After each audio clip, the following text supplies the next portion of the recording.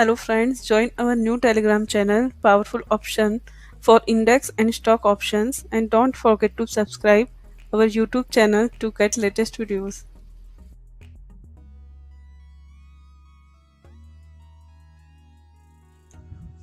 Hello friends. आजकल market में सिर्फ दो ही शेयर की चर्चा हो रही है, दो ही स्टॉक्स की बोलबाला है। एक है दोस्तों, उसमें से एक है रिलायंस और दूसरा है रिलायंस ने जिस कंपनी को एक्वायर किया है। जी हाँ दोस्तों, वो कंपनी है आलोक इंडस्ट्रीज लिमिटेड। रिलायंस ने और जेएम फाइनेंस ने मिलके ये कंपनी को एक्वायर किया है। दोस्तों हम आज बात करेंगे आलोक इंडस्ट्री लिमिटेड के शेयर की। बहुत लोगों ने क्वेश्चन किया था मुझे कि सर आलोक इंडस्ट्री में हम इन्वेस्ट करना चाहते हैं बट शेयर मिल नहीं रहा है, अपर सर्किट पे अपर सर्किट लगाया जा रहा है। जब लेना था तब हमने लिया नहीं था और अभी अपर सर्किट है तो क्या करें, हमको इन्वेस्ट करना चाहिए कि नहीं करना चाहिए, और करना चाहिए तो कौन से प्राइस पे हम इसमें इन्वेस्ट करें और कौन से प्राइस पे ना करें, और आगे आने वाले टाइम पे इसका टारगेट क्या रहेगा, ये शेयर कितना रिटर्न दे सकता है, ये सब चीज़ें। और आज का मार्केट में इसकी एक बात चल रही है कि शेयर को डिलिस्ट भी कर सकती है कंपनी, तो इसकी भी चर्चा करेंगे। और आजकल इसको एक बहुत अच्छा ऑर्डर मिला है आलोक इंडस्ट्री को, तो उसकी वजह से भी ये कंपनी बहुत चर्चा में चल रही है आजकल। ओके, तो दोस्तों हम ये शेयर की बात करें उससे पहले हम थोड़ा बैकग्राउंड देख लेते हैं कि इस शेयर में क्या हुआ था और क्यों रिलायंस और जेएम फाइनेंस को इसको एक्वायर करना पड़ा। तो दोस्तों सबसे पहले देखो, इस शेयर चल रहा था तकरीबन 3-4 महीने पहले की बात है। 4 महीने पहले, 4-5 महीने पहले देखो, 3-3.5 रुपये शेयर चल रहा था। इस शेयर में इतना लॉसेस किया कंपनी ने, कंपनी का जो बुक वैल्यू था वो उसके एसेट के पार हो गई, कंपनी का लॉसेस हुआ तो कंपनी हो गई बैंकरप्ट। कंपनी ने एनसीएलटी में जाके इंसॉल्वेंसी रिपोर्ट कराई और वहां पर जाके दोस्तों कंपनी बैंकरप्ट हुई। फिर एनसीएलटी ने एक एक्विजिशन बिड को इनवाइट किया, उसमें बहुत सारी कंपनी ने एक्विजिशन के लिए बिड किया था, बट सबसे अच्छी प्राइस देके, सबसे अच्छी प्राइस थी जिसकी वो बिड को जीता, और वो था दोस्तों रिलायंस इंडस्ट्री और जेएम फाइनेंस की जो बिड थी उसको एक कंपनी का एक्विजिशन मिला दोस्तों। तो उसके बाद दोस्तों ये हुआ कि जब कंपनी का एक्विजिशन हो गया, जब रिलायंस का जो प्रोसेस चल रहा था कंपनी को एक्वायर करने का, उसके लिए ये शेयर को थोड़े टाइम के लिए मार्केट में से ट्रेडिंग बंद कर दिया गया, उसको डीलिस्ट किया, थोड़े दिन के लिए ट्रेडिंग इसका होल्ड पे कर दिया। मतलब शेयर को मार्केट में हम ट्रेड नहीं कर सकते थे 3 रुपये 20 पैसे के प्राइस के अराउंड कुछ। तो उसके क्योंकि दोस्तों बहुत सारी चीजें होती है एक्विजिशन में, तो उनकी कुछ बैकग्राउंड प्रोसेस जो होती है, जो शेयर को जो एक्विजिशन करना होता है, और उसी टाइम पे उन्होंने शेयर की जो फेस वैल्यू 10 रुपया थी उसको कम करके दोस्तों उन्होंने 1 रुपीज कर दी, ताकि वो शेयर की नंबर ऑफ शेयर क्वांटिटी बढ़ा सके और उसमें से नए share Reliance and JM finance को दे सके, ताकि उनका हिस्सा वो वहां पर खरीद पाए। तो ये 10 रुपये से 1 रुपये करने की प्रोसेस और काफी सारे बैकग्राउंड प्रोसेस की वजह से शेयर का जो ट्रेडिंग था उसको होल्ड कर दिया गया था। थोड़े दिनों के बाद, उसके बाद दोस्तों एक ऐसा दिन आता है जहां पर ये शेयर वापस लिस्ट होता है, और दोस्तों बम्पर धमाकेदार ओपनिंग करता है शेयर। 16 रुपए के प्राइस पे ये लिस्ट होता है और सब लोग चौंक जाते हैं वहां पर, और सब लोग वहां पर प्रॉफिट बुक करते हैं। जिन्होंने 2-3 रुपए पे शेयर लिया होता है सब लोग वहां पर कूद जाते हैं कि बस यहाँ पर प्रॉफिट बुक कर लो, शायद वापस से प्राइस ना आए यहाँ पर। तो सब लोग वहां पर कूदते हैं और प्रॉफिट बुकिंग करते हैं। तो दोस्तों कहीं ना कहीं पैनिक क्रिएट होता है वहां पर, और सब लोग वहां से प्रॉफिट बुक करके निकलते, और शेयर तब से जो जिस दिन खुलता है 16 रुपये पे रिलिस्ट होता है, उसके बाद लगातार अब लोअर सर्किट मारता रहा शेयर जब तक वापस वो 3 रुपये 80 पैसे नहीं आया। ओके, जब दोस्तों 3 रुपये 80 पैसे आया तब रिलायंस ने कुछ 500 करोड़ फिर से इन्फ्यूज किए कंपनी में, लिक्विडिटी बढ़ाई, और उसके बाद वापस से शेयर ने अपर सर्किट पढ़ना चालू किया है दोस्तों। तो शेयर आज की डेट में तब से 3 रुपये 80 पैसे से आज चल रहा है 9 रुपये 55 पैसे। आज तक रोज अपर सर्किट मार रहा है, और यहाँ पर हमारे आपके जैसा लोग सोच रहे हैं कि बाय करे कि ना करे, और करे तो क्या करे, ये प्राइस पे करना सही रहेगा कि नहीं रहेगा, सब लोगों के मन में क्वेश्चन है। तो दोस्तों देखो, अगर वैसे देखा जाए कि इसको बाय करना चाहिए कि नहीं करना चाहिए, अगर आप मेरे को क्वेश्चन कर रहे हो तो मैं एक बात बताऊं कि ये 9-10 रुपये 15 रुपये के तब तक 15 रुपये तक अगर मिलता है शेयर, तो जी हाँ, बाय करना चाहिए। 15 रुपये दोस्तों बहुत बड़ी वैल्यू नहीं होती है। आप अगर 200, 400, 500 शेयर खरीद लो 10-15 रुपये पे अगर मिलता है तो दैट इज ओके। क्योंकि सोचो ये कंपनी अब खरीद ली है रिलायंस ने, तो दोस्तों ये रिलायंस की लायबिलिटीज में आती है। ये कंपनी हो गई रिलायंस की लायबिलिटीज, मतलब रिलायंस को कुछ भी करके इसको प्रॉफिट में लाना है। या फिर देखो, घाटे का सौदा तो रिलायंस ने किया नहीं होगा, आप मुकेश अंबानी को जानते ही हो। तो घाटे का सौदा करने वाला वो बंदा था नहीं, उसने कुछ ना कुछ तो देखा होगा ये कंपनी में, तब जाके उसने इसमें इन्वेस्ट किया है बहुत बड़ी रकम, और कंपनी का मेजोरिटी स्टेक उसने बाय किया है।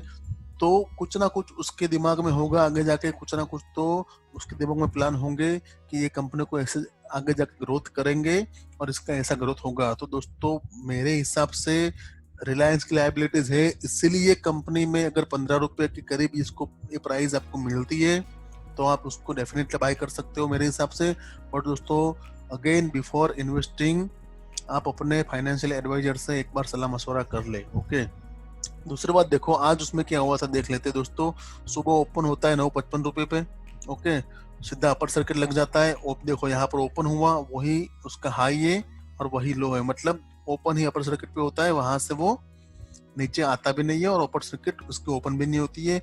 यहाँ पर देखो मार्केट क्लोज होने के बाद भी 30,62,000 पेंडिंग क्वांटिटी है, मतलब हम एक्सपेक्ट कर सकते हैं कि कल भी ए अगेन अपर सर्किट रहेगा। बिकॉज आज की डेट में अगर देखो आप तो सिर्फ 6 लाख के करीब ट्रेड क्वांटिटी ट्रेड हुई है।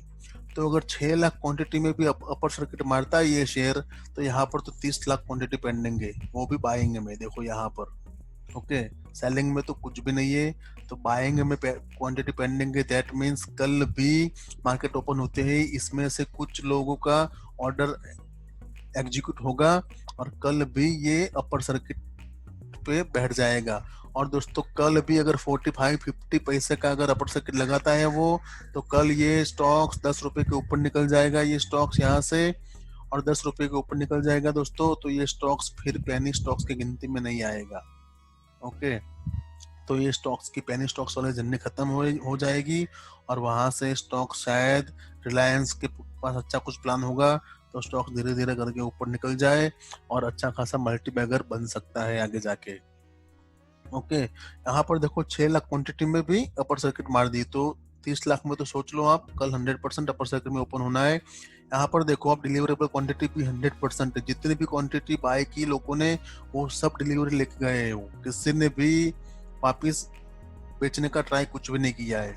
यहाँ पर देखो 52 वीक हाई 70.70, मतलब यहाँ पर ओपन हुआ था, उसके बाद लगातार ये 3.80 तक उसने लो लगाया, मतलब 1 अप्रैल को जो लो लगाया 3.80 का, उसके बाद वापस अपर सर्किट में शेयर आ गया और 9.55 का उसने आज क्लोज दिया है दोस्तों। ओके, और दोस्तों आज की डेट में आपको पता ही है बाहर जो सिचुएशन चल रही है, जो हालत चल रही है यहाँ कोरोना की वजह से, तो ये कंपनी को एक बहुत बड़ा ऑर्डर मिला हुआ है पीपीई किट बनाने का गवर्नमेंट की तरफ से। तो जो गवर्नमेंट जितने भी सेक्टर है, हेल्थ सेक्टर और गवर्नमेंट के जितने भी लोग हैं, जहां पर भी गवर्नमेंट को जरूरत पड़ेगी तो ये कंपनी उसको पीपीई किट प्रोवाइड करने वाली है दोस्तों। तो तकरीबन हर दिन इसमें 50,000 पीपीई किट बनने का इन्होंने क्लेम किया हुआ है। ये कंपनी ने, आलोक इंडस्ट्री ने हर दिन 50,000 पीपीई किट बनाने का क्लेम किया हुआ है। दैट मीन्स कि कुछ ना कुछ इसको बड़े ऑर्डर मिलने चालू हो गए हैं और कंपनी जल्दी ही अपने खराब फाइनेंशियल सिचुएशन से बाहर निकल जाएगी और आपको अच्छा खासा रिटर्न देने में कामयाब रह सकती है। ओके दोस्तों, अब मैं आपको मनी कंट्रोल पे लेकर जाता हूँ और वहां पर कुछ चीजें हम देखते हैं कि यहाँ पर देखो ये मनी कंट्रोल की वेबसाइट है और यहाँ पर ये देखते हैं हम। मैंने आपको यहाँ बताया कि शेयर यहाँ पर 3 रुपये 20 पैसे पे ट्रेड कर रहा था, फिर थोड़े दिन के लिए उसको होल्ड कर दिया उसकी ट्रेडिंग, और फिर 17 रुपये पे यहाँ पर ओपन होता है, 17 रुपये 70 पैसे पे, और वहां से लगातार पैनिक सिचुएशन बनती है और लोग बेचते हैं, यहाँ प्रॉफिट बुकिंग करते हैं। जिन्होंने 2-3 रुपये पे लिए होते हैं उन्होंने यहाँ पर प्रॉफिट बुकिंग करते हैं और फिर वापिस वो शेयर नीचे आता है 380 पे और यहाँ से वापिस अपर सर्किट मारना चालू करता है शेयर और रुकता नहीं है। और आज जिसको बाय भी करना है उनके हाथ में भी नहीं आता है दोस्तों। तो आप एक काम कर सकते हो कि एएमओ ऑर्डर लगा के रखो मार्केट ओपन होने से पहले कभी कभी नसीब होगा तो आपको शायद मिल जाए ये स्टॉक्स। दोस्तों मेरे पास ये स्टॉक्स पड़ा हुआ है, ये स्टॉक्स मेरे पास 1000 क्वांटिटी है। मैंने इसको डीलिस्ट होने से पहले मैंने लिया हुआ था ₹4.40 पे। ₹4.40 पे मैंने रिलायंस की डील होने से पहले मैंने लिया हुआ था दोस्तों ये शेयर।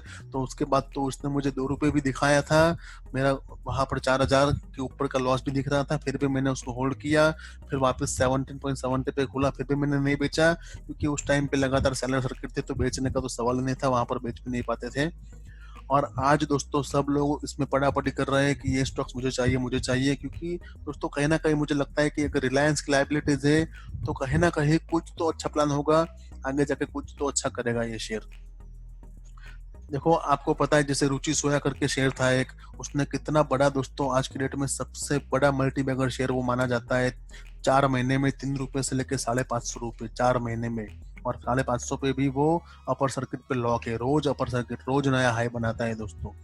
तो क्या पता ये शेयर भी आगे जाके ऐसा बन सकता है, क्योंकि दोस्तों इसके पीछे रिलायंस और जेएम फाइनेंस का हाथ है। ओके, अब यहाँ पर देखो टेक्निकल एनालिसिस दोस्तों, अभी तक ये स्टॉक्स ऑपरेटर के हाथ में है। जब तक कोई भी स्टॉक्स ऑपरेटर के हाथ में होता है तब तक टेक्निकल चीजें इतनी काम नहीं करती है दोस्तों, क्योंकि फंडामेंटल टेक्निकल कुछ भी काम नहीं करता है वहां पर। धीरे धीरे जैसे प्राइस स्टॉक की बढ़ेगी, जैसे ₹20 आएगी, ₹25 आएगी, धीरे धीरे वैसे वैसे ऑपरेटर उसमें से खिसकते जाएंगे और स्टॉक की प्राइस स्टेबल होगी। उस टाइम पे दोस्तों टेक्निकल चीजें और फंडामेंटल चीजें काम करने लगती है। जब तक ऑपरेटर्स है तब तक उनकी मनमानी से वो बहुत बड़े मनी फ्लो करके उनके हिसाब से उनके डायरेक्शन में स्टॉक को ऊपर नीचे करते रहते हैं। ओके, तो ये चीजें तो टेक्निकल में, तो अगर यहाँ पर फिर भी देख लेते हैं तो हर जगह पे वेरी बुलिश लिखा हुआ है। यहाँ पर कोई भी मूविंग एवरेज देख लो, सबके ऊपर ही ये स्टॉक्स, तो ये भी एक अच्छी निशानी समझ सकते हो।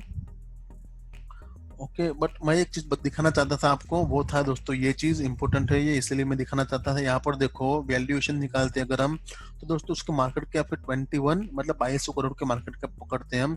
तो अगर इसको हम बोलते हैं माइक्रो कैप कंपनी बोल सकते हैं, माइक्रो कैप, ठीक है, स्मॉल कैप भी नहीं बोल सकते, स्मॉल कैप से भी नीचे वाला माइक्रो कैप बोल सकते हैं। तो 2200 करोड़ की मार्केट कैप है।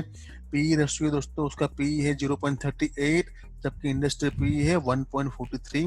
मतलब कंपनी वैसे देखा जाए तो थोड़ी चीप प्राइस पे मिल रही है यहाँ पर शेयर उसका, मतलब चीपर है वैसे देखा जाए तो इंडस्ट्री पी के हिसाब से, तो हम बाय कर सकते हैं। इतना ज्यादा रिस्क नहीं है, मतलब टू रिस्क वाली कंपनी नहीं है, स्मॉल रिस्क है, हम ले सकते हैं। अगर आपको सही लग रहा है चीजें, आप एनालिसिस करके देखो तो यू कैन इन्वेस्ट। मेन दोस्तों चीज ये है, बुक वैल्यू इसकी 70.56 है, दैट मीन्स कि नेगेटिव है दोस्तों। नेगेटिव मीन्स अगर कंपनी की बुक वैल्यू नेगेटिव है, उसका मतलब होता है कि कंपनी का जो एसेट्स होता है, फिक्स एसेट, उससे भी उसके लायबिलिटीज बढ़ जाती है। मतलब अगर वो एसेट पूरा बेच दे तो भी वो उसका लायबिलिटी जो उसने लोन लेके रखी है, जो उसने चीज पैसे उसको बाहर देने हैं, वो पैसे उसको पूरते नहीं पड़ेंगे दोस्तों। तो बुक वैल्यू दैट मीन्स कि कंपनी का जो एसेट है उसको भी उसने क्रॉस कर दिया, इतनी दोस्तों उसके ऊपर लायबिलिटीज है, मतलब इतनी ज्यादा लोन है उसके ऊपर। फाइनेंशियल दोस्तों क्राइसिस बहुत है कंपनी के ऊपर। बट अब देखते हैं, रिलायंस ने लिया है तो कुछ ना कुछ तो, वैसे रिलायंस और जेएम फाइनेंस ने दोनों ने लिक्विडिटी इन्फ्यूज किया है, तो आगे आने वाले टाइम में स्टेबल हो जाए फाइनेंशियल ट्रेंड और अच्छा खासा रिटर्न मिल सकता है दोस्तों। ईपीएस देखो, अर्निंग पर शेयर भी यहाँ पर अच्छा खासा दिख रहा है। यहाँ देख, अगर यहाँ पर देखो तो ₹9 का शेयर है आज की डेट में, 9 साढ़े 9 ₹10 का। बट दोस्तों अर्निंग पर शेयर ₹25 के करीब है, दैट मीन्स वो रेशियो भी बहुत अच्छा दिख रहा है। ओके दोस्तों, तो मेरे हिसाब से अगर आप बाय करना चाहते हो तो ₹15 तक दोस्तों आप इन्वेस्ट कर सकते हो। अगर आपको मिलता है ₹15-20 तक भी आप इन्वेस्ट कर सकते हो, क्योंकि आगे आने वाले टाइम में क्या पता रिलायंस के हाथों में है तो कुछ ना कुछ अच्छा हो जाए। बट दोस्तों अगेन आई एम रिक्वेस्टिंग कि कुछ भी इन्वेस्ट करने से पहले आपके फाइनेंशियल एडवाइजर की एक बार सलाह ले ले, क्योंकि मैं 100% रॉन्ग हो सकता हूँ दोस्तों। ये सिर्फ मेरा एनालिसिस मेरे हिसाब से होता है, आपका एनालिसिस आपके हिसाब से करना होता है, और उसके बाद आपको किसी भी चीज में इन्वेस्ट करना होता है। और दोस्तों मार्केट में ये भी खबर है कि ये कंपनी डीलिस्ट होने वाली है।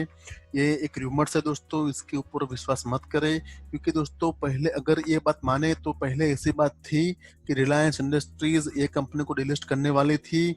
वो चाहती थी कि जितने भी शेयर होल्डर हो उसको अभी जो भी मार्केट प्राइस चल रही है उसके हिसाब से उनको पैसे दे दे, एक रुपया 2 रुपया जो भी उसके हिसाब से बनता है वो, यहाँ ना भी देने पड़ते हैं उसको अगर वो चाहती तो। ठीक है, एक्चुअली कंपनी की बुक वैल्यू हमने देख ली, वो बहुत कम है, तो उसके हिसाब से शेयर होल्डर के पास 1 रुपया भी नहीं आता तो भी कोई कुछ नहीं उखाड़ सकता था। बट दोस्तों सेम टाइम पे शेयर होल्डर ने एनसीएलटी में जाके पिटीशन डाली। उन्होंने बोला कि कंपनी को डिलिस्ट मत कराओ। तो दोस्तों एनसीएलटी ने फिर एक नया रूल लगाया कि कंपनी को अगर एक्वायर करती है रिलायंस, तो रिलायंस को कम से कम 5 साल तक तो ये कंपनी को ट्रेडिंग अलाउ करना पड़ेगा। कंपनी 5 साल तक इसको डिलिस्ट नहीं कर सकती। तो दोस्तों आप समझ सकते हो कि अभी भी रिलायंस के पास 5 साल है और ये स्टॉक्स के पास भी 5 साल है। तो 5 साल के बाद पता नहीं रिलायंस क्या करेगा, इसको डिलिस्ट करेगा या उसके लिए अच्छे प्लान्स उसके पास होंगे। तो दोस्तों जिस हिसाब से आजकल रिलायंस का जो चल रहा है, जो जियो में वो फंड रेजिंग, और जिस हिसाब से रिलायंस एग्रेसिवली दोस्तों ग्रो कर रही है, तो उसके हिसाब से ये भी शायद आगे जाके एग्रेसिवली ग्रो करे और दोस्तों हमको अच्छा खासा रिटर्न देखने को मिले। तो दोस्तों अगर वीडियो पसंद आता है तो वीडियो को लाइक करो, यूट्यूब चैनल को सब्सक्राइब करो। थैंक यू दोस्तों।